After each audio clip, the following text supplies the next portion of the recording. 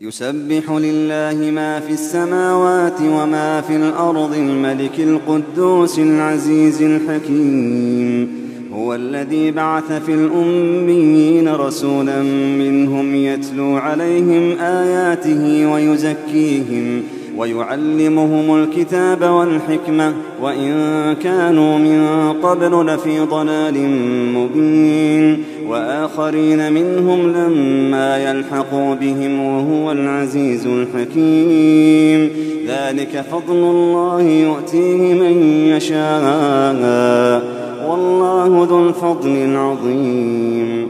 مثل الذين حملوا التوراة ثم لم يحملوها كمثل الحمار يحمل أسفارا، بئس مثل القوم الذين كذبوا بآيات الله والله لا يهدي القوم الظالمين.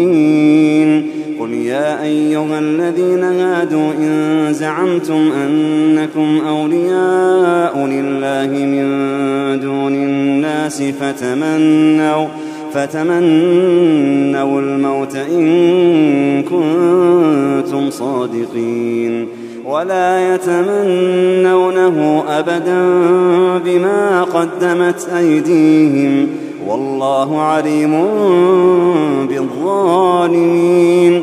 قل إن الموت الذي تفرون منه فإنه ملاقيكم ثم تردون إلى عالم الغيب والشهادة فينبئكم بما كنتم تعملون.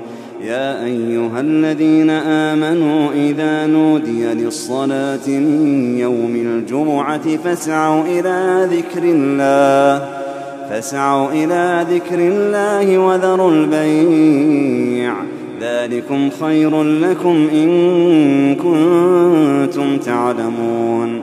فإذا قضيت الصلاة فانتشروا في الأرض وابتغوا من فضل الله واذكروا الله كثيرا لعلكم تفلحون. وإذا رأوا تجارة أو لهوا انفضوا إليها وتركوك قائما. قل ما عند الله خير من اللهو ومن التجارة والله خير الرازقين.